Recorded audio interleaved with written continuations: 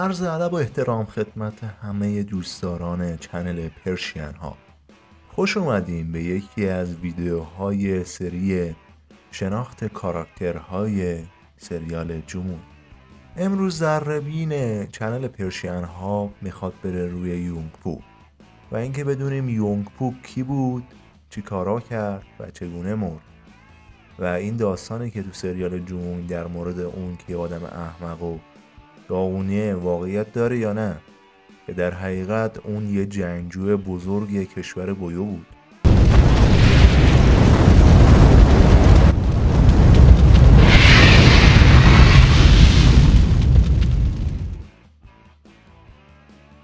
شاهزاده یونگ پو سال 52 قبل میلاد به عنوان دومین پسر امپراتور گوموا که امپراتور کشور بویو بود به دنیا آمد. اون برادر کوچکتر آخرین پادشاه کشور بویو یعنی تسو و برادر ناتنی بنیانگذار کشور بوریو یعنی جمونگ بود. اگه سریال جمونگ رو دیده باشید دلتون حتما به حال اون سوخته که یه آدم داغون احمقه، دیگه نگم براتون کلا، که دائما بدشانسی میاره و هر نقشه ای میکشه به سرانجام نمیرسه. اما وقتی که میایم تاریخ کره رو مرور میکنیم میبینیم که واقعیت یه چیز دیگه ای بوده که تو سریال به ما نشون دادن. در متون تاریخی و قدیمی کره که در مورد سه پادشاهی بزرگ که یکی از منابع معتبر و اصلی هم هست اومده که عالی جناب یونگ پو یک فرد سیاستمدار بزرگ، زرنگ، باهوش و یکی از جنگجوهای بزرگ کشور بویو بوده. و نکته جالبش ایناست که تو مهارت‌های رزمی دوره خودش هم یه فرد به شدت منحصر به فرد بوده. یونگ پو خدمات خیلی زیادی برای کشور بویو انجام داده و تو جنگ‌های خیلی زیادی برای کشور بویو به عنوان رهبر اون ارتش انتخاب شده. حتی یونگ پو تونسته بود قحطی بزرگ بویو رو هم حل کنه، اما خب مورد حسادت برادر بزرگترش یعنی تسو قرار گرفته بود. بزرگترین بدشانسی که یونگ پو تو زندگیش آورده بود این بود که مادرش یعنی ملکه بویو که قبیله اونو برمیگشت به سمت مالکان ساچلو علاقه بسیار زیادی به پسر بزرگتر خودش یعنی تسو داشت. برای همینم مقامات کشور بویو بیشتر از تسو حمایت میکردن تا یونگ پو. اگه سریال جمون رو دیده باشید میدونید که طی اتفاقاتی تسو تونست قدرت امپراتور گوموا از اون بگیره. اون تایم با قدرت رسیدن تسو بویو داشت کم کم ضعیف میشد. یونگ پو بارها تلاش خودشو کرد تا اونو از این مقام خلع کنه، اما چون مقام و قدرت خیلی خوبی پشت سر اون نبود اون متاسفانه نتونست موفق بشه. تسو علاوه بر اینکه مادرش و مالکان ساچلو پشت سر اون بودن، اون با ازدواج با سولان یعنی دختر فرماندار یانجو تونست حمایت کشور هان هم پشت سر خودش داشته باشه. شاهزاده یونگ پو میخواست هر جوری که شده برادرش رو بکشه، برای همین نقشه ترور برادرش رو کشید، اما این نقشه موفقیت آمیز نبود و به عنوان یه خیانتکار شناخته شد. تسو میخواست اون رو بکشه، اما به یک بار یه شانس خیلی بزرگی تو زندگی یونگ پو رخ داد.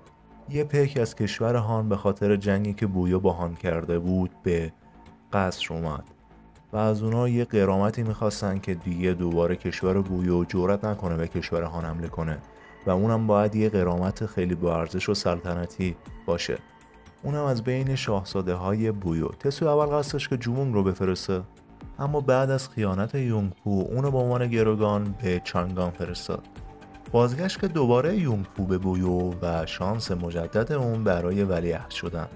یونگ پو تونست تو هان امتیازات خیلی فراوانی به دست بیاره و کم کم به عنوان یه تاجر خیلی قدرتمند و ثروتمند تبدیل شد که با مقامات بزرگ هان وارد رابطه شد و تو این زمان بود که به بویو برگشت و تو این زمان هم هنوز تسو به عنوان پادشاه بویو بود. اما قبل از اینکه اون بیاد بسیاری از مقامات بویو به خاطر مخالفت با تسو کشته شده بودن. بعضی میخواستن که یونگ پو رو جانشین تسو کنن، اما امپراتور گوموا مانع چنین حرکتی شد. اما بعدش یونگ پو به همراه گارد سلطنتی قصر تسو رو محاصره کردن. با برکناری تسو و رفتن جمونگ، یونگ پو به عنوان ولیعهد اصلی مطرح شد، اما تنها کسی که مخالف اون بود و بزرگترین مخالف اون بود مادرش بود. درسته دوباره بزرگترین ضربه زندگیشو یونگ پو از مادرش خورد. مادرش معتقد بود که مقام پادشاهی مختص برادر بزرگتره. مادرشون معتقد بود که مقام پادشاهی برای فرزند بزرگتره. تا زمانی که اون مدتی که تسو تبعید شده بود به اون منطقه دوردست از قصر، یونگپو هیچ حقی نداشت که هیچ امتیاز و مقامی از کشور بویو داشته باشه. اما چیز جالبی که ما از اول ویدیو تا الان هدفمون بود در مورد اون صحبت کنیم مرگ یونگپوه. تسو سال 20 قبل میلاد بر روی تخت پادشاهی نشست. 7 سال بعد یعنی سال 13 قبل میلاد برادر خودش یونگپو رو به عنوان وزیر جنگی کشور بویو انتخاب کرد. اون از سال 13 قبل میلاد تا 2 قبل میلاد توی این منصب بود. یونگپو اما چنین جایگاهی یا لایق خودش نمیدونست. برای همین فرماندهان ارتش و بخشی از وزرای کشور رو با خودش متحد کرد و شورش خونینی در قصر بویو به پا کرد. اون تعداد خیلی زیادی و داخل قصر تونست بکشه. حتی تو نبرد تن به تن فرمانده نارو هم تونست بکشه. اما در آخر سربازان یونگپو بودن که شکست خوردن و این شورش نتیجه نداد. اما یه سناریوی دیگه هم برای مرگ یونگپو وجود داره. بعضی از وزرای کشور بویو برای اینکه بتونن یونگپو رو حذف کنن به روی اون برچسب خیانتکار و کودتاگر زدن و از تسو خواستن که اونو به عنوان یه خیانتکار بکشه. یونگپو هم که دید جونش در خطره ترتیب این شورش رو داد. اما هر داستانی که بود یونگپو توسط تسو کشته شد و تسو هم تمامی خانواده یونگپو رو از بین برد. اما یه فرزند خردسال هم یونگپو داشت که تسو رو نکشت. اون پسر کسی نبود جز دوجین که بعداً ولیعهد کشور بویو شد. نکته اصلی اینه که بعد از اینکه بویو توسط مهیول از بین رفت و داشت آستانه نابودی رو طی می‌کرد، برای کشور بویو یه پادشاه موقت گذاشتن. بعضی از منابع میگن که اون شخص یونگپو بوده که چنین چیز درست نیست، اما در واقع گانسا اون پادشاه موقتی بوده که تو اون دوره پادشاه کشور بویو شده بوده. خب به نظر شما با توجه به کارهایی که یونگپو در طول عمرش انجام داده بود میشه گفت که اون یه فرد نادون و احمقه یا یه فرد سیاستمدار بزرگه؟ و با توجه از طرفداریایی که مادرش از تسو میکرد اون دیگه چه هدفی رو داشته که بخواد دنبال کنه؟